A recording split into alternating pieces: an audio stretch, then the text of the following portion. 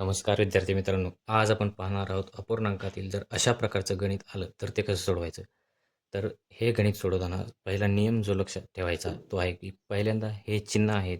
तर पाया समान असल्यामुळं पहिल्यांदा पाया जशाच तसा लिहून घ्या व चिन्ह जशाच तसे खाली मांडा. आता चिन्ह मांडताना काय करायचं आहे तुम्हाला, -19 +13 -27 -21. आता जशाच तशी आपण चिन्ह आणि त्यांच्या संख्या मांडून घेतल्यानंतर आता हे गणित सोडवताना आपल्याला अशा 2-2 जोड्यामध्ये सोडवायचं. पहिल्यांदा तुम्हाला -19 अधिक 13 ही जोडी सोडून घ्यायची. नंतर -27 -21 ही जोडी सोडून घ्यायची.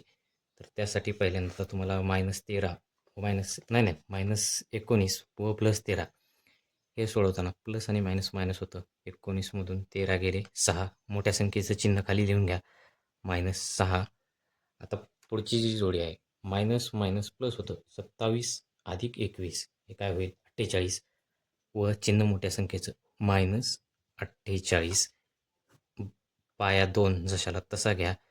आता मायनस मायनस काय होतं प्लस होतं. 48 अधिक 6 54 मोठ्या संख्येचं चिन्ह मायनस पाया 2.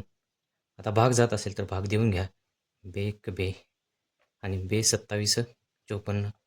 फायनल ॲन्सर जे आहे आपलं ते येईल 27. आणि इथं 54 मायनस असल्यामुळं त्याला मायनस चिन्ह द्या. हे आपलं फायनल ॲन्सर असेल.